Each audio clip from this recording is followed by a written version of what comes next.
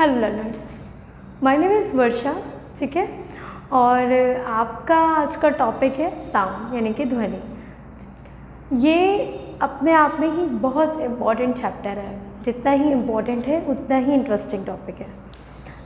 What हम इसमें क्या क्या सीखेंगे और क्या क्या इंटरेस्टिंग होने वाला है आगे। हम इसमें सारी चीज़ें लाइन से सीखेंगे कि हमारे दैनिक जीवन में यानी कि फ़िज़िक्स में, हमारे दैनिक जीवन में फ़िज़िक्स का क्या रोल है ना। फ़िज़िक्स क्यों ज़रूरी है और क्यों नहीं ज़रूरी है, ये चीज़ जानना बहुत ज़रूरी है कि फ़िज़िक्स क्यों ज़रूरी है और क्यों नहीं ज़रूरी है।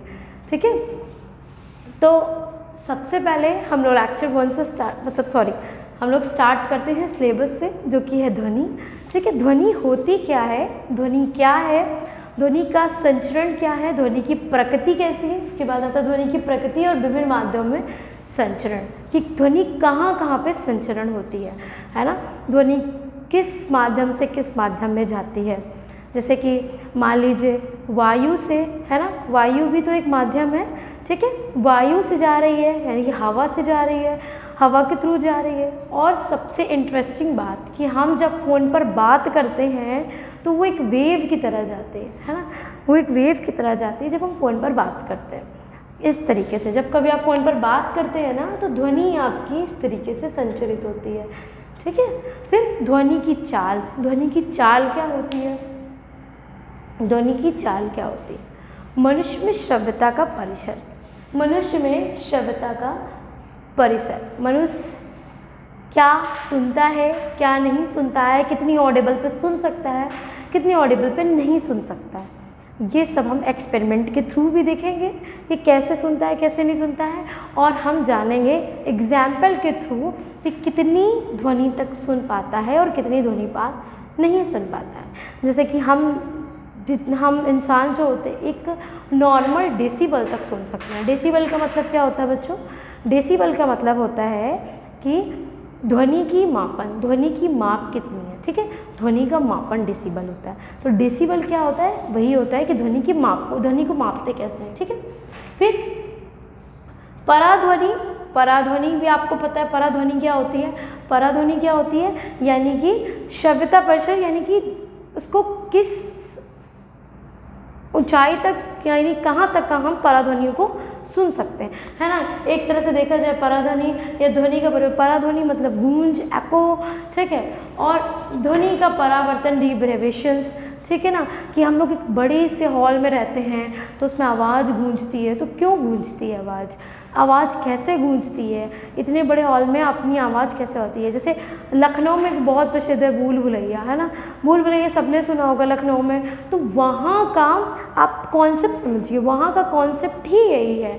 ठीक है ना, कि हम लोग को एको सुनाई देती है। अब मैं आपको यहाँ का कॉन्सेप्ट बताऊँगी ना, तो जब कभी भूल भुलैया में जाना और वो आपको बेवकूफ़ बनाने की कोशिश करे ना, तो उसको ये बताना है कि नहीं, इसका कॉन्सेप्ट ये नहीं है कि यहाँ पे एक मैजिक हो रहा है। जब भी आप जाओगे ना भूल भुलैया में, तो चलिए मैं आपको एक बात बताती हूँ। जब भी आप कभी भूल भुलैया में जाओगे, वो आपको एक चीज़ बताएंगे, आपको कहेंगे कि यहाँ पे एक मैजिक है। व्हाट मैजिक, मैजिक ये है कि मैं वहाँ से, मतलब मैं नहीं, जो वहाँ के ट्रेनर होंगे कहेंगे कि मैं वहाँ से आपको आवाज़ दूंगा और आपको दीवार पे कान लगा के सुनना होगा, आवाज़ आएगी। ठीक है, ये बोलते हैं कि आप दीवार पे कान लगाइए अपना, है ना, और इस तरीके से कान लगाने के बाद सुनिए, मैं उधर से दूर से बोल रहा हूँ, आवाज़ आएगी। जाहिर सी बात है कि साउंड क्या करता है, प्रोपोगेट करता है, वाइब्रेट करता है। इस वजह से उनकी आवाज़ हमको यहाँ तक सुनाई देती है। और जो लॉजिक को नहीं जानते, उनको इस लॉजिक पे लगता है कि यार ये तो क्या है, ये तो मैजिक है, यानी कि भूल भुलैया लिटरली कुछ ना कुछ मैजिक पर बनता है। ऐसे ही आप उसी के आगे थोड़ा सा एक प्लेस है, मुझे नाम नहीं याद आ रहा, अगर आप लोगों को नाम पता हो तो ज़रूर बताइएगा। उस पर क्या होता है कि उस टॉपिक पे, मतलब कि उस जगह पे एक पानी होता है ना, तो वो लोग दिखाते हैं दूर से, टूरिस्ट को दिखाते हैं ना, वी आर द टूरिस्ट। उनको तो ये नहीं पता कि हम लोकल लखनऊ के हैं, लेकिन जो लोग दूर दूर से आते हैं उनको कैसे बेवकूफ़ बनाया जाता है कि ये पानी है और दूर से देखिए इस पानी पे आपकी शैडो दिखेगी, इस पानी पे आपकी शैडो दिखेगी, यानी कि ये एक मैजिक है कि आप दूर से देखोगे ना तो पानी पे आपका रंगीन चित्र दिखेगा। अरे भाई जाहिर सी बात है कि अगर पानी गिरा होगा और हम पानी को हम देखेंगे इस तरीके से तो पानी पे हमारा चेहरा दिखेगा, और वो भी रंगीन, कोई ब्लैक एंड वाइट नहीं दिखेगा, वहाँ पे कोई इंक नहीं है जो ब्लैक एंड वाइट दिखे। Got it the point? Now you got it the point is what, कि पॉइंट क्या है आपको समझ में आया होगा, है ना, कि सब एंड जितनी भी ट्रिक्स होती हैं that is depend only the physics, वो फिज़िक्स पर ही डिपेंड करती हैं, भौतिकी पे ही डिपेंड करती हैं, ठीक है।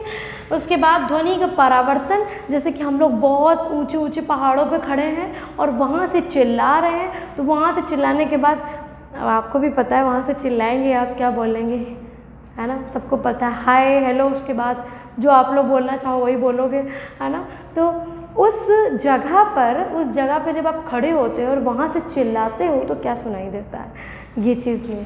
फिर उसके बाद सोनार एक पनडुब्बी होती है बच्चों, उस पनडुब्बी पे किस तरीके से साउंड को रिफ्लेक्ट बैक किया जाता है कि नीचे जो समुद्र के नीचे रहने वाले प्राणी उनको सुनाई दे, ठीक है। मानव कणों की संरचना, हमारे जो कान हैं वो किस तरीके से बने हुए हैं कि हमको साउंड जो होता है वो सुनाई देता है।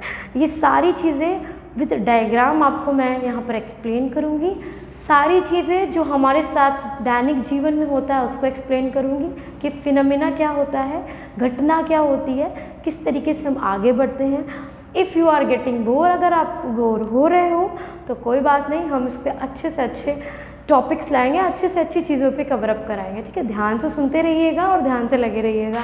आगे की चीज़ें लाइक ध्वनि पे जो हमने बात की थी, ध्वनि पे चर्चा की थी कि ये आपके पाठ्यक्रम के 1 2 3 4 5 6 7 8 9 टॉपिक हैं।